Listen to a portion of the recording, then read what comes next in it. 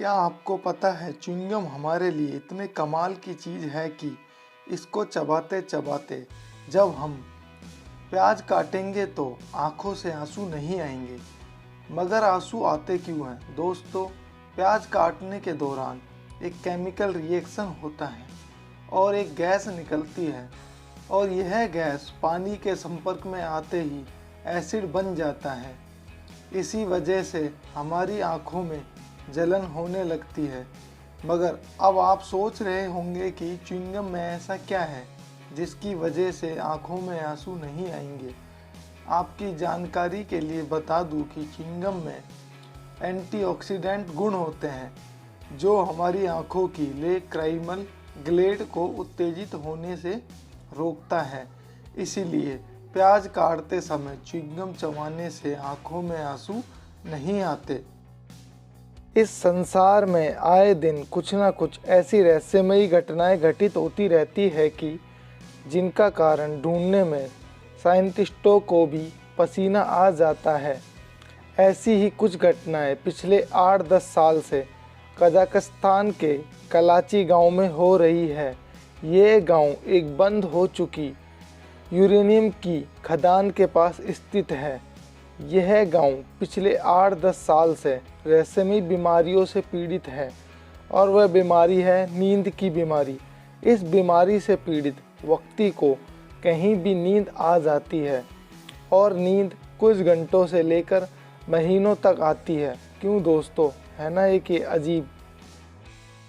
Number 3 पर है amazing doll hospital, जहां पिछले 100 सालों से हो चुका है 30 लाख डॉल्स का इलाज। जी हाँ दोस्तों, यदि आप सोचते हैं कि केवल हॉस्पिटल इंसानों और जानवरों के लिए होते हैं तो ये सोचना मेरे हिसाब से बिल्कुल गलत होगा। ऑस्ट्रेलिया के सिडनी में एक ऐसा हॉस्पिटल है जहां केवल डॉल्स का इलाज होता है।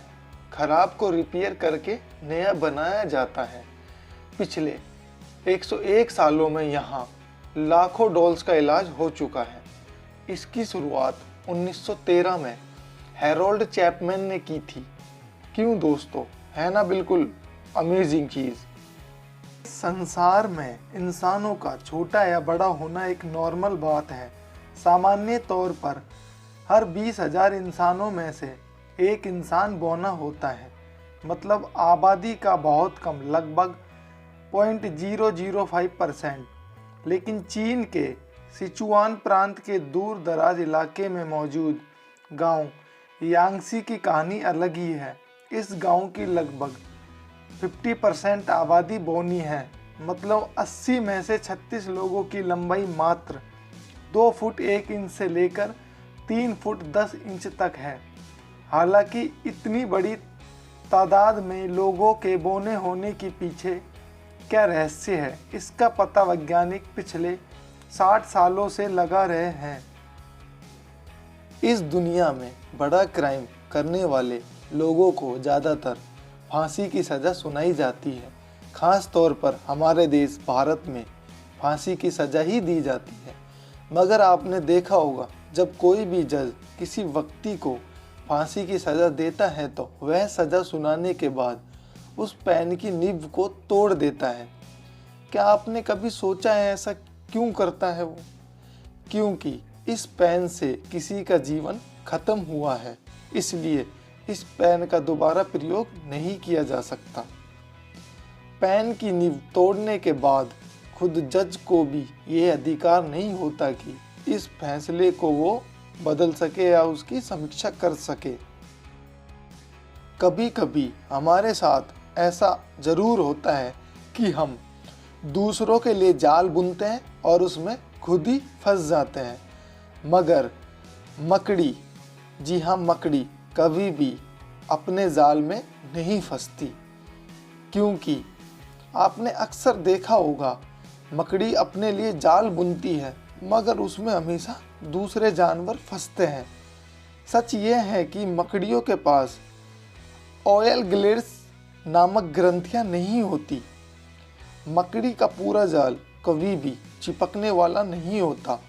इसके अलावा वह कुछ ही हिस्सा चिपचिपा बुनती है, इसलिए कभी भी वो अपने जाल में नहीं फंसती है। आपने अपने जीवन में बहुत से हाथियों को देखा होगा, मगर कभी आपने ध्यान दिया हो तो हाथी खड़ा खड़ा अपने कानों को अक्सर हिलाता रहता है। इसके पीछे क्या कारण है, कभी आपने सोचा है? हाथी अपने विशालकाय शरीर की गर्मी को कानों के जरिए बाहर छोड़ता है और यह काम हाथी के कानों की कोशिकाएं करती है। यही कारण है कि अफ्रीका के हाथियों के कान बड़े होते हैं, क्योंकि वहाँ बहुत ज़्यादा गर्मी पड़ती है। दोस्तों, आपने झूठ पकड़ने वाली मशीन के बारे में ज़रूर सुना होगा। इस मशीन को पॉलीग्राफ कहते हैं। इसका आविष्कार सन 1921 में कैलिफोर्निया विश्वविद्यालय में चिकित्सक के एक स्टूडेंट जॉन लाइसेन ने किया था। अक्सर यह माना जाता है कि जब व्यक्ति झूठ बोलता है तो उसके शरीर में कुछ चेंजेस होते हैं और इस मशीन के द्वारा व्यक्ति की सांस, रक्तचाप, नाड़ी और पसीने में आए इसी परिवर्तन को यह मशीन नोट करती है। इसी वजह से इस मशीन को झूठ पकड़ने वाली मशीन कहा जाता है। गंगा हमारे देश की एक विशाल, पूजनीय और एक पवित्र नदी है। आपने गंगा जल के बारे में सुना होगा कि कभी भी गंगा जल खराब नहीं होता। इसके पीछे एक कारण यह है कि हर नदी के जल की अपनी जैविक संरचना होती है, जिसमें खास तरह के घुले हुए पदार्थ रहते हैं और कुछ किस्म के बैक्टीरिया को पनपने नहीं देते और कुछ को पनपने देते हैं। बैक्टीरिया दो तरह के होते हैं, वो जो सड़ाते हैं और दूसरे जो सड़ाते नहीं हैं। वैज्ञानिक शोध से पता चला है कि गंगा के पानी में ऐसे बैक्टीरिया हैं जो सड़ाने वाले कीटाणुओं को पनपने ही नहीं देते, इसलिए कभी भी गंगा जल खराब नहीं होता। दोस्तों, आपने अक्सर देखा होगा कि एक सड़ा हुआ फल दूसरे साथ रखे हुए ताज़े फलों को भी खराब कर देता है। इसके पीछे सड़े हुए फलों से निकलने वाली गैस एथिलीन काम करती है। वास्तव में पके हुए फल की अपेक्षा सड़े हुए फल से एथिलीन गैस अधिक मात्रा में निकलती है। इसी वजह से ताज़े और फ्रेश सब्जी और फल खराब हो जाते हैं।